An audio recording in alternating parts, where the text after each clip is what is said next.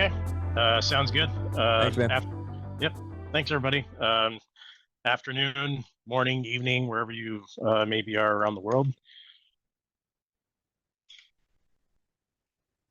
So my name's Julian Stephan. Currently working at Quest Software as a senior security architect. So I just recently moved over into the pre-sales group for the the Microsoft platform team in the North America and helping out some of the other regions. Previously, I was in the professional services organization doing consulting, delivery, and migrations on Active Directory, tenant to tenant. You kind of name it, just jack of all trades there. Very passionate about helping out any potential or current customers maintaining security of their environments when going through an AD modernization or a migration project, as we may like to call it. Before we get started, special thanks to some of the peers on my team, who some folks at TriMark know very well. So Brian Patton, Jeff Shahan, and some peers on my previous team, Steve Cadleck, Paul Lagana, also Joe Sharmer as well, for some of their contributions, as well as my own contributions into our presentation as well. Also, thanks to TriMark as well. So I know with some conference stuff that Quest has done, we work with Sean and Daryl and his setup that he brings to any time that, for our conference stuff. So again, special thank you to TriMark as well. Been good partners over the years. So overview for today's agenda. So first couple slides, as you'll kind of see as we go through the material, it's kind of mine and some of my peers kind of war stories for things that we've seen in environments, whether it's migrations or doing assessments, things like that. Kind of the path forward as to kind of what you saw in the description of the agenda on how we'd like to tackle consolidations, looking at it from a consolidation or moving to a greenfield standpoint, whether it's M&As or other factors. Securing that access down during the migration and things to look out for, different parts of the migration to look for, and keeping security at first focus, and then kind of just bringing it all together and kind of the supporting message at the end. So things we've seen today, I think we've kind of talked about this even in some of the previous presentations. It's just, forest sprawl over the years. So I'm sure those who have done assessments and migrations, it's, sprawl over time, right? So we see different organizations where they're acquiring left and right. They could be different, manufacturing, financial, any different kind of industry that you think you might work with. When they go through that kind of process, either if they're divesting or they're acquiring an organization, some organizations, from what we've seen just in some interviews when we've talked to folks, are more mature in how they go about going through kind of a playbook as to when it goes to assessing the infrastructure, particularly around AD or Entra ID, what do they have? What are the gotchas that might be identified, things to look out for, others not so much. We've seen in some previous iterations where in some interviews where they just went and slapped up a trust between and opened up network and said, happy days, job done, you're part of the family. And the acquired organization kind of just acts as its own entity, and they kind of just do their own thing. And then when they go through an internal exercise to go through and see where they may have some shadow IT, or they try to do some sort of consolidation, they say, hey, why are they acting like that? Why is this so out of whack compared to what we currently have? And that's kind of why. Other things we've seen as far as just upgrades from legacy versions over the years. I mean, I can't tell you how many organizations, obviously, some large organizations, if you've had the opportunity to work with one, as we all know, AD just recently celebrated its 25-year anniversary. So you have some organizations who have had Active Directory around for 20 to 25 years. And over time, it's just, they go through these processes where you see different waves in different organizations where they'll say, oh, we're going to do a cleanup. We're going to go clean up all these disabled accounts. We're going to go rotate all these passwords. And it ebbs and flows. I think it depends on what the business deems to be priority. In some assessments I've seen where, we're looking at, we're pulling reports on, last password change, and there's some important service account that they haven't changed the password on since the late 90s. And yes, we did actually see that in one of our assessments, which was kind of scary. So it's things like that over the years, and I'm sure any of you who have done your fair share of assessments or migrations have kind of done your itchy scratch noggin when seeing things in an environment when you're looking at either an assessment or kind of doing some kind of pre-migration kind of thing to look out for, and you're like, why is this way? So inconsistencies in password policies, OU structures are different, different permission models, as we've kind of seen. Permission models have changed over the years, and we'll get to that in a little bit. Different types of forest and domain trust, which we'll also get to, that may create security risks in an environment that could be a potential challenge. Syncing up to Entra ID due to attribute collision, UPN domain, duplicate objects. Another thing that we've kind of seen in environments, which is, I would say it's relatively, I think maybe in the past like 3 to 5 years, I think we've kind of seen this, is just some skill set challenges. We actually had some discussion about this earlier in the Discord before now, about just some skill set challenges that you see in some organizations, where you have some organizations that, depending on when they were founded, how mature maybe some organizations were as far as process, or there's some organizations that have actually made the move to Entra ID first or Entra ID only. And over time, if that's your main priority skill set, you don't necessarily have the skill set of, hey, I don't, my org is cloud only, so what do I need to know? What do I need to know? ADDS or ADCS or ADFS? Why do I need to know that if I don't do that on my day-to-day basis? Well, if there's an M&A that comes through and you have to learn that, we kind of see that kind of gap in doing some more discovery interviews and talking to some of the stakeholders in the organizations. That's one of the things that we see is just a skill set challenge. And I mean, it could go the other way around too, right? Where you have some enterprises where they're very locked into their certain ways of, they may not be as embracing as we'll call it the Microsoft cloud for various reasons, which depending on what their legitimacy is for their business reason, that could be absolutely correct. And their focus is mainly on premises, with just having to sync up to Entra ID for certain various things that they have in their agreement, and they don't have the expansive skill set on the Entra ID side and some of the features like its conditional access or leveraging PIM. And it goes the other way around with needing to learn those skill sets. Legacy servers and applications. I think anybody who's been around for a long period of time, again, you have these legacy apps that are they were written by a team that was in-house, and they moved on to different areas in the organization, or they retired, and it's a critical line of business app that's using legacy protocols to maybe connect into Active Directory, and they're not modernized due to risk of downtime if something happens to that particular application, as we've seen with some recent events that have happened also as well. It can lead to potential revenue loss, so they kind of leave it alone on its own island, and they don't want to touch it for fear of, if something happens, they don't want to be the person or team that recommends something and causes downtime and loss to the business. Security and recovery concerns. So things like NTL MV1, SMB V1 still being used on domain controllers. I've seen this primarily in assessments. It's been mentioned a little bit earlier, but we've also seen it. There's certain scenarios like I'm using some file share appliances that they're still around, but they're not supporting a newer protocol. They've aged and they're out of support, and they still use that as a critical path to accessing things to the business.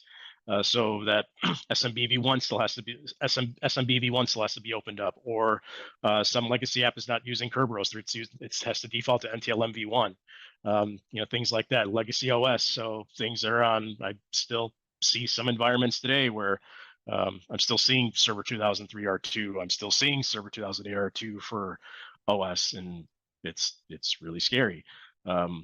Over elevated permissions to directories. So this is something very common. So one example that I tend to use, it was mentioned a little bit earlier on. So before I shifted my focus to identity security, I was primarily, I was an Exchange guy, right? So I came up through the Exchange 2000 ranks and things like that, and I was just in organizations where over time we had the majority was Exchange on premises. So until about 2016, really into early 2019.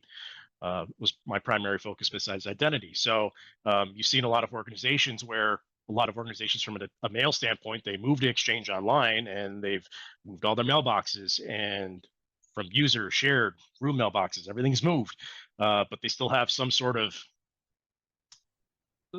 set of Exchange on-premises servers for recipient management, or with manipulating attributes via PowerShell, or maybe still using them for mail relay, right? But the permissions to the directory are still there. And, Sean's posted some articles about it, and Dirk Yamalama has published articles about it that's been featured in some of the earlier presentations on over-elevated permissions to Exchange, especially if you're an older shop. Obviously, the Exchange product itself has kind of grown over the years to try, at least from a permission standpoint, to remove what they can. But especially some of those earlier versions of Exchange, it's once you deployed it, you pretty much had access galore to AD all over the place. So some of those permissions were just never cleaned up over time, because it's one of those where they think that they uninstalled most of the Exchange servers, but then they still didn't realize that some of the permissions in the directory were still there. So that's one of the common things that comes up. A comprehensive backup and recovery plan. And so when we talk about comprehensive backup and recovery, obviously, as we're aware of certain ransomware and cyber attacks that have happened in the community, there's been cases where, we had an agent that was doing backups at the server level, but we didn't have anything that backed up granularly at the AD level, as far as being able to do object recovery or even recovering domain controllers. Or, hey, we had our backup saved somewhere, but the backups were compromised. We didn't have our backups in immutable storage. Those are things that that I've consistently seen, and some of my peers in the industry have kind of seen over time. So with these observations, so how do we move forward from an M&A standpoint, or an advisory, or a migration standpoint? Typically, when we talk about end state and migration, so in working on the customer side for a long time before kind of moving over to the vendor side of the house, a lot of it comes down to how do you prove the success to your stakeholders, right? So you could have a technical plan from the technical team has an idea of what they want to do, but it's ultimately the business and the business stakeholders that drive that success of whatever they want to do. So how do you prove that? And so through some of some of the discovery interviews that I've done, these were some of the things that were talked about, right? So properly tiering their OU structure, which is a whole project in itself, and which we'll get to a little bit on how to identify tier 0 assets and how to kind of give a template for how to properly protect those, simplifying our GPOs, updating forest and domain functional levels, doing an actual logical consolidation of forest and infrastructure, and reduction of your security exposures within the directory. So your options moving forward. So if you're, there could be multiple scenarios, right? You could look to be, you've done multiple M&As over the past, and you're looking to say, okay, well, what do I do now? I know I need to go standardize my M&A playbook, but then how do I implement that in the future? So what we see a lot of organizations do is either doing a greenfield move to a new directory, or consolidating to an existing directory that they've potentially identified. So the considerations to look at are, from a business and legal standpoint, do the requirements make it easier to implement in a greenfield or an existing directory? So, and working with Microsoft. So, from a Quest and Microsoft standpoint, they kind of have a partnership on just things to recommend if you're going through kind of a consolidation or a migration outside of the Cloud First initiative. So, taking into account kind of doing a pre-migration assessment for what you might have in the environment and doing an assessment of if you think you're identifying a directory to try to move to, what's kind of behind the scenes or what things have to be considered in order to move to that. From a cost perspective, yeah, it could be easier to move to a directory you already have in place because you're thinking all the other applications that I have to refactor for or give certain instructions on how to onboard onto that new domain. I already have that new domain in place. Whether when you're looking to a greenfield, it's the clean way to do it. Obviously, there's a cost involved for having the greenfield and doing it the right way, but some of the benefits you might gain, it kind of requires kind of a cost analysis to say, okay, if I go to a greenfield, I know I can set up my directory, do it the right way. Things like, if I wanted to change the OU structure over the years, now is one of those times to be able to do that. If I wanted to implement a new backup strategy, now is one of the times to do that. Keeping that greenfield directory pristine, and looking to see how can I go through doing that. And so a lot of that comes down to, from what we've seen in some environments that we've involved in, it really just comes down to a cost analysis on whether the stakeholders as part of that program will say we'll greenlight that or not. So assessing and securing our assets. So from what we've seen over the years, secure directory management has kind of evolved over time. So going back to the early infancy days of Active Directory, so starting in the late 90s, so it was always least privilege was always the way to go. So trying to mix what admins had access to, what the policy was, what you could do, and try to merge those together to just do least privilege. And so that was kind of a lot of the standpoint early on in the birth of Active Directory, and kind of just as it matured. 2012 is when the least privilege model was introduced. So that's where kind of the tier 0 or control plane name kind of birthed from. So, and staying within the same tier. So only your tier 0 objects could manage your tier 0 admins can only manage tier 0 objects, or tier 1 admins can only manage what they,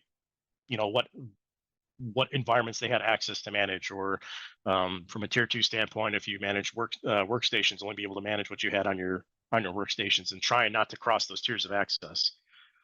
In 2014, there was the Red Forest or the ESAE model, which, to be honest, I think in my experience over time, I think I'd only seen maybe 1 or 2 organizations actually implement it correctly. So there was some good guidance behind it, but to try to implementing it was one thing, but then actually maintaining it after it was implemented was kind of an adventure in itself.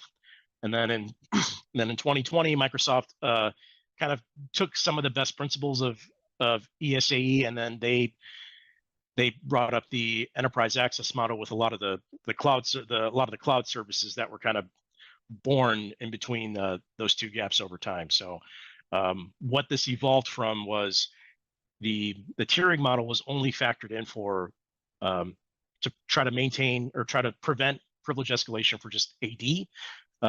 The access model added for hybrid environments and multi-cloud. So obviously, as we see it, a lot of organizations today are using, what we saw in the market was a lot of enterprises were picking one cloud provider. So from like a business standpoint, if they were modernizing some of their apps in the cloud, it's, oh, we have to go Azure. We have this relationship with Microsoft. Let's put all our buckets there. Or they were an Amazon shop that said, okay, well, we're only going to deploy everything in AWS, and kind of that's evolved over time, where a lot of organizations have multiple business apps in multiple clouds, and that's the multi-cloud strategy, and they manage it.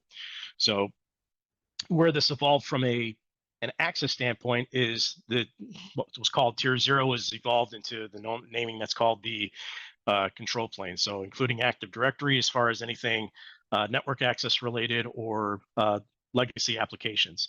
And tier 1 also includes the management plane or the data behind those apps itself. And tier 2 kind of split to also include any B2B or B2C and public access scenarios. So from a directory standpoint, the first thing that we kind of go through when we do an assessment for modernization or a migration project, is the one thing we always try to focus on where we can is trying to identify, and this goes from both the migration and just the pure security perspective in Active Directory, what is always considered a tier 0 object. So what we try to do is we find default membership of the default groups and extracting any of those groups that could be any of those members from any potential nested groups. But from an Active Directory standpoint, by default from from multiple sources such as Microsoft, SpectreOps, you name it, these are the objects that the most security products and most directory providers are thinking is tier 0. So it's your domain, the domain object itself, the built-in administrator account, which from a security perspective, when accounting for recovery, just as a tip alongside for your migration and recovery, if you weren't aware of it. So in Microsoft's published guide on how to recovering from a Active Directory outage or ransomware incident, in the recovery guide, it was recommended that the built-in administrator account was disabled. Over time, that guidance has changed. Just be aware that in the recovery guide, Microsoft does recommend that the built-in administrator account be active and have its password rotated, whether it's via a third-party solution or via lapse. And the reason why that is because if all your global catalog servers are down, the built-in administrator account is the only account that can log on to a machine if all your GCs are down. The different groups of domain admins, your DC, schema admins, pretty much all of the standard privilege groups that you could think of, these are always tier 0 by default. So expanding on that tier 0 class, so identifying any accounts that you might have that are non-default SIDs, so like your MSOL account. So if you're still using Entra ID Connect and you decide to create the MSA for the directory sync wizard, that should be considered tier 0. And other privilege groups that you might have from some of your provisioning identity systems or PAM systems. If you have a third-party PAM system that's on-prem, anything from a PKI, ADFS, if you still have it, any GPO administration tools, if you have a specific product that manages your GPOs, anything you might already classify as tier 0 if your organization's gone through that process, some of your privileged access workstations, things like some of your SSO systems, such as if you're federating with Okta, those are things that should be classified as some tier 0 assets as well. So in trying to protect the tier 0 assets, so what we're looking for here is how do we go by potentially protecting these tier 0 assets? So if you're in this scenario where, and I've seen this a lot in even some of my own research in how to protect tier 0 is you go in and you say, okay, I go through my classification and I may be going into a greenfield, or I may be able to re-architect how some of my some of my objects that I've identified as tier 0 could be protected from an OU standpoint. So how do I go by doing that? And in looking, there are very few examples that you can find online. So this is a modernized version. So there's an article there should be a link for. If not, I'll add it before I send the slides out. So there's a article that was published a few months back, I think, in the Microsoft security blog that said protecting tier 0 the modern way. So I thought this was like a good example if someone's looking for a way to go and like just as a template, just kind of an example of, okay, how do I, from a OU standpoint, how do I reconfigure Active Directory from a OU standpoint to protect my tier 0 objects? I think this is a pretty good example of how to do it. So as you kind of see, is your domain head object at the top.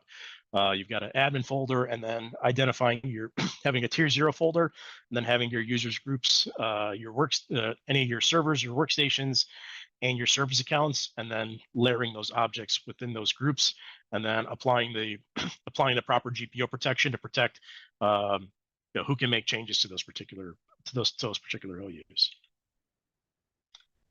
So when we look at tier 0 from a migration standpoint, one thing that we assume is your source is insecure and it may not be managed the best. And from a directory standpoint, don't make your tier 0 surface any worse. Don't extend those into your environment. So from a migration standpoint, do not migrate your any of your service accounts you consider as tier 0, or any of your admin accounts that might be tier 0. Don't migrate those into your target directory, whether that's greenfield or existing. Just create those net new in the target, and maintaining your functionality for the end users. So when we talk about security throughout migration, so as I kind of said, one of the first things that we tend to look for before we even attempt to do a migration. So you go through and you've you're doing the migration natively, or there's a third-party product that you picked to do your AD migration. One of the things that we want to try to make sure that's in place before you even try to do the migration is having a comprehensive backup plan that protects you from the most granular level to the highest object possible. So having a full DC and directory backup of all the volumes and partitions on partitions and the system state components on the DC. So for ADDS, the registry, your sysvol, the COM class registration, the database, any of the system and boot files. If you are using ADCS, making sure you're backing up the CS database, having a utility that can do object level backup. So one of the things that we see that commonly occurs during migrations that could go afoot is an attribute was stamped incorrectly, or passwords were, or password, depending on when password sync was happening, somehow the password was synced incorrectly, or a user did something where you have to restore that particular information. So making sure you have that there. Backing up the DNS zones if you're using DNS integrated with AD, making sure you're backing up all the DS zone info.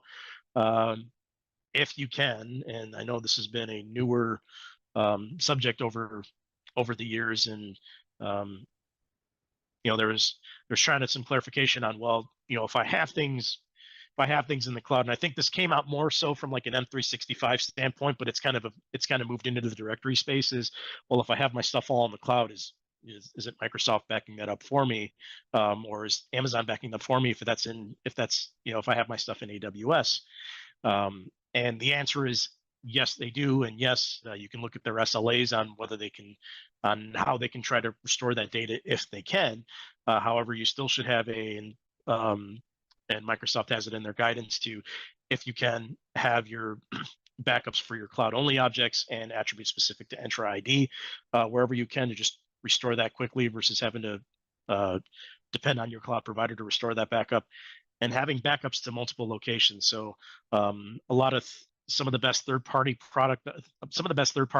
backup tools that I've seen today have some sort of secure storage, whether that's on premises and having a combination of immutable cloud storage on either Azure or AWS S3, that where you're backing up to, it's very locked down. If it's on premises, it's locked down to maybe only 1 or 2 ports that you have to maybe physically access that server from a data center to restore that backup. So some immutable storage that, or some backup offsite somewhere that it's just offline to the world. So I know some of the folks that I've talked to, and probably some of you on the phone, have luckily in a way have had that, where you may have had there was some domain controller that's offline for some long period of time that you never knew about, that was in a closet somewhere. And yes, that's a way of of having a backup, but to restore from. But that's kind of the example I'm kind of getting at, is somewhere where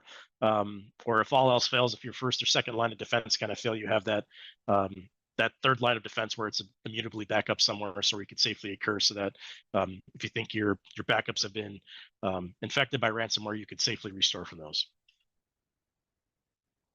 Looking at passwords, so what we're seeing in the password space today is there is a RC4 dependency that's still in place for most third-party migration products. I'm pretty sure a lot of folks on the phone, if you've managed Active Directory or you're a partner who works with customers in AD, I'm sure you somehow had some sort of experience over the lovely November 2022 incident where RC4 was turned off by a Windows update, and it was enforcing AES, which, yes, from a security standpoint, that's the right way to go. However, it broke a lot of third-party applications, third-party products that facilitated some migration services. So from what I know in the field, there are some third-party products that are working to eliminate that RC4 dependency, and are working on some ways to use AES to being able to copy out those passwords. So it's to sync and propagate that service. So I know that some of the top vendors that you probably know in the space are actively working on that as of now. But just keep that in the back of your head, that if you're trying to do that migration securely, that you do have to have you do have to have that RC4 dependency turned on if you need to sync over passwords. Monitoring who has access in the directory to the replicating directory changes all permission. So the reason why this is something that you should monitor is, in most migrations, whatever account that you're going to be using to sync over the passwords, if you need to do that, to try to scope that down, unfortunately, you have to have that permission in place, because that's the permission that grants access to the password hashes, so that either natively or the third-party product can actually sync over that password to your target. So making sure you monitor who has access to that permission in the directory, and removing any groups or accounts that may have this right if you detect it where it's not needed. So where you commonly will, the most common ones that you'll see that'll have that would be the domain controller groups. And if you're using for Entra ID Connect, you will see the MSOL account does have that too, because it needs those password hashes to be able to sync any password changes that are done on-prem up to Entra ID. And before you go through a password migration, also resetting the KRB TGT account. So this is something that we commonly see in either pre-migration or security assessments, where over time it's the KDC account is kind of just left alone, and it's not the password itself is not properly rotated. So I've seen some accounts where you can literally see where if you're going through if you're talking to some of the admins, and you'll say, oh yeah, we updated our domain forest and forest functional level to server 2016, and in 2017, we did that. We did the DFL FFL update, and then you go through and you check when the password was last rotated at sometime around 2017. So any DFL FFL will force that password for you, force that password update for you, but you should properly maintain that to prevent the golden ticket attack. So the third link in that bullet, there's in the Microsoft Archive GitHub, there's the script to go and to rotate that password. So very important thing to do. And some folks who have maintained and administered Exchange over the years, it's kind of the similar process, where when you're rotating that account, or you're rotating the password on that account, it has to be done twice for it to take effect. So the safe way to do it is you run your script, rotates the password. That's your first rotation of the password. Wait for AD to fully replicate that change, give it some time, and then rotate it again. If you rotate it, if you run the script, you get the successful "hey, it's done" message, and then you rotate it again, it will invalidate all of the Kerberos tickets that are validated in your environment, and you'll be causing a lot of pain to your domain controllers and causing a potential incident. Not that organizations that I've worked for have had that happen before in other services. Can't say it has or hasn't happened, but it is something to look out for. Our lovely forest trust. So obviously, as we know, trusts are relationships between your source and target destination. So in the day, AD forests were once considered the security boundary, but it's no longer the case, obviously, with some of the misconfigurations and some of the attacks that have been talked about, and some of the earlier presentations, along with things that we all know publicly out in the field that have happened over the years. Certain attacks that you can initiate from one forest can compromise resources in another forest if there's a if there's a two-way trust in place. So with the two-way trust, you have your inbound and outbound trust. So from a forest standpoint, so we've also seen it with just an external trust where you have a two-way trust between a domain in one forest to just a child domain into another forest. So from a migration standpoint, it doesn't really add much benefit to really have that in place. So that's something to look out for. What we most commonly see or recommend if you have to have it is a one-way trust from a migration standpoint where your source is trusting the target for migration. So as of today, there have been no proven escalation attack paths that have been leveraged to a target domain via a one-way trust. And you'll have to leverage this if you have to move SID history for whatever reason, which we'll get to later, or if you're migrating a workstation that's on a, obviously we know is kind of how the lay of the land is now with a lot of, a lot of organizations kind of being in a hybrid workplace where you might be in-house 2 days a week and remote 3 days a week, or however the organization dictated that policy. Obviously, there's a lot more remote VPN connections from workstations on than in the last few years. So if you're migrating a workstation that's where a user's on a remote VPN and can't get to an office, you need to have a one-way trust so that the when you perform that task to send over the target credentials for that, it has to be able to accept those source credentials in the target environment and save them in order to be able to do that remote workstation migration. So obviously there are some migrations depending on what kind of objects that you're moving. Some third-party products do support a zero trust migration. So obviously it's that's the most secure way to do it from just looking at the trust point of view. So you don't have access to the source with that authentication, but the trick behind that is trying to do that in a phased approach is practically impossible. It's one of those where if you're doing a zero trust, it's you're looking at one large migration window in order to be able to do that successfully. So SID history. In any assessment that I try to that I've done, I look for how many objects have SID history populated. If I can try to get some information as to if there were any previous migrations or separations in the past, try to get that information as well and see how long it's been since that migration's taken place. Are there any typically the thing that drives SID history is those kind of legacy applications that we kind of talked about earlier, where it may not necessarily be a technical change. It might be there'd be a technical change if you decide to remove that, to clear out the SID history from some of that previous migration, and you're the user impact is the users using two accounts, and that the secondary account that the user has to use now is just for just for trying to authenticate back to that application. It takes a lot of time from what we see in assessments to go through that, depending on how large the environment is.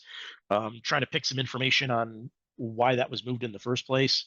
So from what we recommend in the field, it should be removed.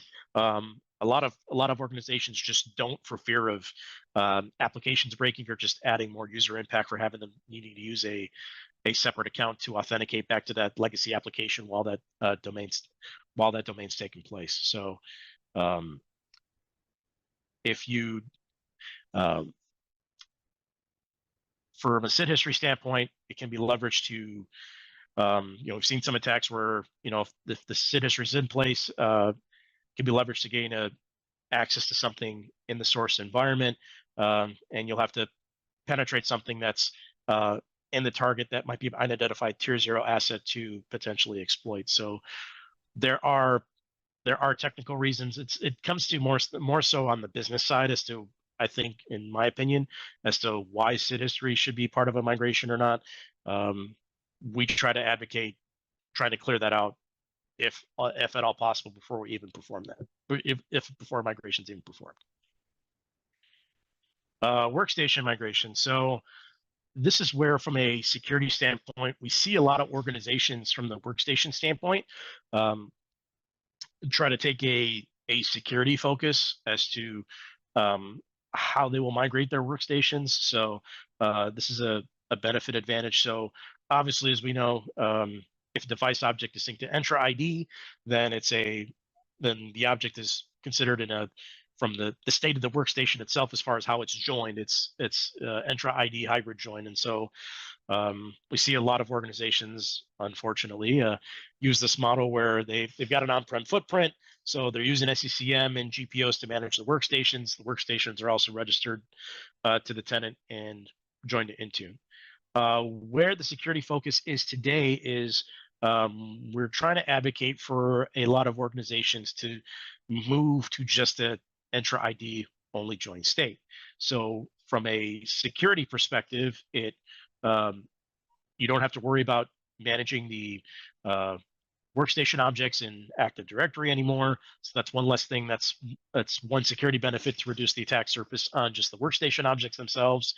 The other caveat is, or there's another topic where there is some prep work that obviously has to be done for that, for managing the workstations, where if you had GPOs to manage certain settings on workstations, then you're migrating from GPOs to Intune policies, which that's where we see from there has to be a kind of a focus on trying to say, like, what settings do we take from our GPOs and what can we move to Intune policy. So that could be a potential learning experience into moving that. But from a third-party product standpoint, there are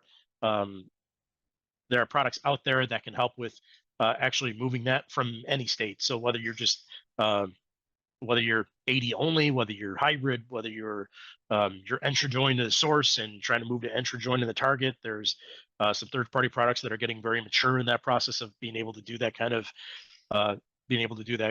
migration. So from a security focus, where you can take advantage of that, and the reason why a lot of organizations are taking advantage, besides the reduction of the attack surfaces, there's also the back caveat if because of the hybrid, if you have a hybrid identity in place, you're also able to, if there is some sort of authentication issue, you're still able to go and manage those objects directly in Entra ID. So for anybody who's hybrid from a identity standpoint, you could still take advantage of that.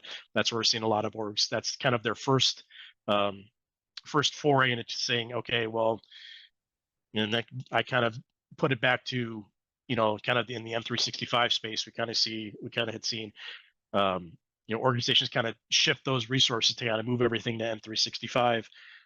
We're kind of seeing that just overall, I think, from an identity space. We're starting to see that from where we thought that Active Directory will never be touched, where they could do a large enterprise will do a full migration and just go to Entra ID, Entra ID first, Entra ID only, versus using Active Directories kind of as the immutable identity anchor.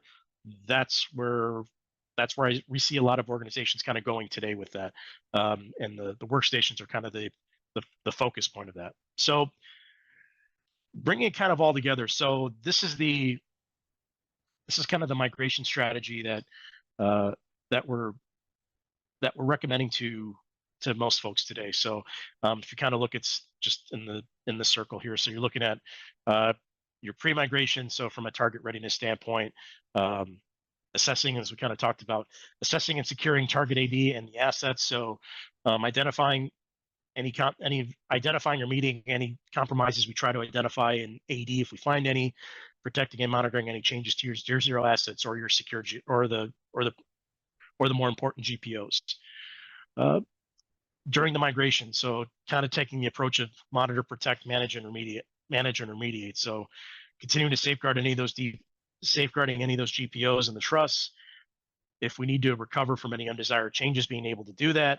And during the migration, whatever accounts and resources need to be added to tier 0, add those safely and securely. Do not migrate them.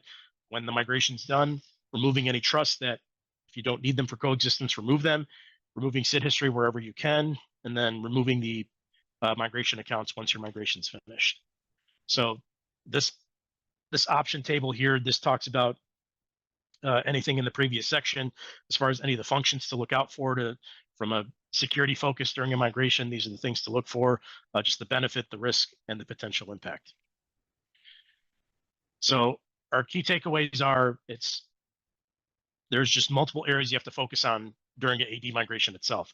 Try to do it securely kind of takes that to the next level. So having all your stakeholders involved and having that proper planning time in place to be able to do it correctly, that's just one of the keys you have to look out for. Looking at classifying what your tier 0 control plane is and protecting that before your migration even starts. And as we've kind of seen, there are multiple options that are available to in different aspects of the migration for each object type to migrate securely. So like I said, in any migration that I've taken part of and my peers have taken part of, and as I'm sure as you know, the technical part of it, to be quite honest, is the easy part. What the business wants, what your stakeholders want, and how they view the success is another thing. So it's something from a technical point of view. From a technical point of view, I think that's something you always have to keep in the back of your mind is, you can have, a migration process that's, fully automated. It works. It's great. I've scripted all this out, but if it leads to a outcome where there's some outcome where you're not properly satisfying what the project actually is, unfortunately, sometimes it looks like it's not as much of a success in the business's mind and the stakeholders' mind. So from just any of the technical admins out there, that's just something to always keep in mind anytime you're going through any one of these kind of migration processes.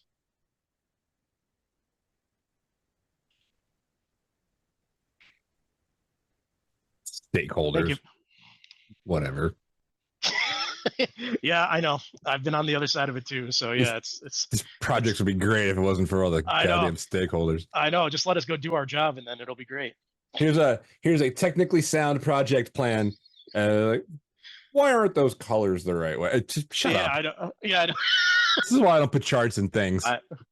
In working for large organizations before coming over to our side, Danny, I can't tell you how many times I was a part of those conversations, and I just you smile in the meeting, and then you walk away, and then you're shaking your head and saying things that would be a resume generating event if you said them out loud. So, I've stopped even smiling in the meetings. I have outward contempt. That's probably why I'm at the end of my career. So Julian, we actually do have a few questions in the Zoom. I'm sure there will be more and chatter in the Discord as there has been all day, which is awesome. But from the Zoom, I've always done, this is from Richard, I've always done a single KRB TGT rotation every 2 to 3 months as part of routine maintenance. Is this still recommended? Only done the double reset with a sync in between when a key high privileged admin has left the company, and once the fast double after a compromise. Honestly, Richard, that's a good aspect. That's a good aspect that's actually good routine maintenance to do it every 2 to 3 months. I think so from a Quest standpoint, I think when we publish like our best practices and standards, I think we just go by off the Microsoft recommendation, I think, which is 6 months. But yeah, if you're doing it every 2 to 3 months already, then yeah, I think that's the way to do it. And also some of the other for the double reset, those are valid reasons as to why to do that. That's why most folks will do the double reset if there is some sort of active event going on. Yeah, that's the main reason why some folks will do the double reset. So yeah, those are completely valid. Cool. And then from Don, how long for the rotation? So very good. How long for the rotation? Yeah, you probably see the question in the thing too. I was able to pull up the Q&A tab. So 24 hours is a safe bet. It's typically after AD does its full replication, depending on obviously how big your AD environment is and how long replication might take. It's usually one full replication cycle throughout the entire environment, and then you could safely go ahead and do that. I mean, 24 hours is definitely a safe bet if you haven't fully replicated through AD for that kind of change. After 24 hours, there's something going on, obviously, in your environment. But yeah. All right, awesome, Julian. Thank you so much, man. If you can if you could hang out for a little bit in the Discord, if people have questions for you. I'm gonna go in Discord now, and check out if there's anything for Q&A. It's super useful. I'm so glad we use Discord. Julian, thank you so much, brother. TriMark Vision is the next evolution in the identification of security issues across all your Active Directory environments. The TriMark Risk Score is based on real-world expertise of TriMark's industry-leading Active Directory and Microsoft Cloud security experts. Most importantly, TriMark Vision helps you to answer the questions facing your Active Directory security posture today, such as what risk do I have in my environment? What actionable steps can I take today, tomorrow, this week to best mitigate my risk of an attack on my Active Directory? What should I be most concerned about within my Active Directory forest where it concerns potential attack vectors?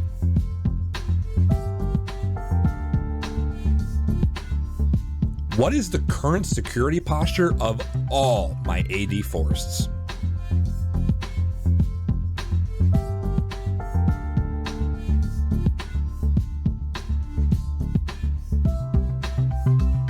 TriMark Vision, visibility at the speed of operations.